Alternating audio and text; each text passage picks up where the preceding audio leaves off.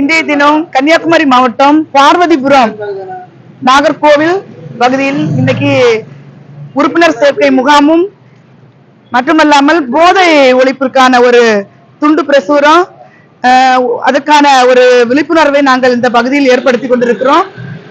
இதுல பாத்தீங்கன்னா முதலாவது நமது குடும்பம், நமது சமுதாயம், நமது நாடு என்பதை நமது தலைவர் அண்ணாமலை சகோதரர் அண்ணாமலை அவர்கள் தெளிவாக கூறியிருக்கிறார். இதுல இதை முன்னெடுத்து இன்றைக்கு நம்ம அதற்கான போதை ஒழிப்புக்கான ஒரு உறுதிமொழியை இந்த பகுதியில் நம்ம அனைவரும் சேர்ந்து எடுக்க இருக்கிறோம். அதுக்கான உறுதிமொழியை நான் சொல்லுகிறேன். அதை இங்க திருப்பி அனைவரும் சொல்வதற்கு நான் கேட்டுக்கொள்கிறேன். உறுதிமொழி. நான் என் வாழ்நாளில் ஒருபோதும் எவ்விதமான போதைப் பொருட்களையும் எச்சூழலிலும் பயன்படுத்த மாட்டேன். என் குடும்பத்தையும் சுற்றுப்புறத்தையும் போதையின் பிடியிலிருந்து பாதுகாப்பதற்கு முயற்சி செய்வேன்.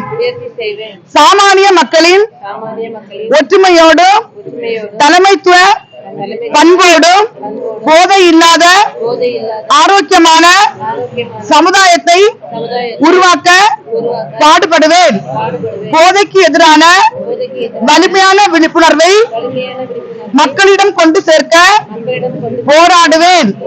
போதை இல்லாத தமிழகத்தை என்கின்ற இலக்கை நோக்கி சாமானிய மக்களின் நல்வாழ்வுக்காக அர்ப்பணிப்புடன் செயல்படுவேன். மாற்றம் நம்மிடமிருந்து துவங்கட்டும். போதையில்லா தமிழகம் பிறக்கட்டும். மாறுவோம், மாற்றுவோம். போதையில என்ன, போதையினால நம்ம குடும்பத்துக்கு எவ்வளவு பாதிப்பு வருது, சமுதாயத்துக்கு எவ்வளவு பாதிப்பு வருதுங்கிறத இதுல தெளிவாக பண்ணிருக்கு. இதனால நமது குடும்பம், நம்ம பிள்ளைங்க எதிர்காலம், நம்ம எதிர்காலம், பிள்ளைங்களோட எதிர்காலம் பாதிக்கும் போது சுற்றுப்புறத்துல நம்ம குடும்பம் எல்லாருமே, நமது தாய், மனைவி, பிள்ளைகள், சகோதரங்கள் எல்லாமே பாதிக்குது. பொருளாதார ரீதியாக நமக்கும் அடி வாங்குது. அதுக்கு குடிக்கிறது வந்த அளவுல நோய் பார்ப்பதற்கு உள்ள வருமானம் நம்ம கிட்ட கிடையாது. நம்ம சம்பாதிக்கிறதையும் கொண்டு எங்க கொடுக்குது? இன்னைக்கு டாஸ்மாக் கடையில கொண்டு கொடுக்குது. கொடுக்கும் போது நம்முடைய எனர்ஜி, பொருளாதாரம் எல்லாம் போகுது.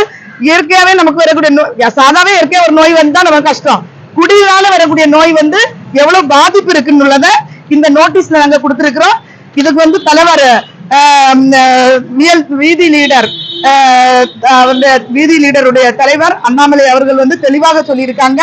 அவர் கொடுத்த உறுதிமொழி, அவர் கொடுத்த நிறைய வேண்டுதல் இருக்கு. இதை நமக்கு ஒவ்வொருத்தரும் கடைபிடிக்க வேண்டும். சரியா?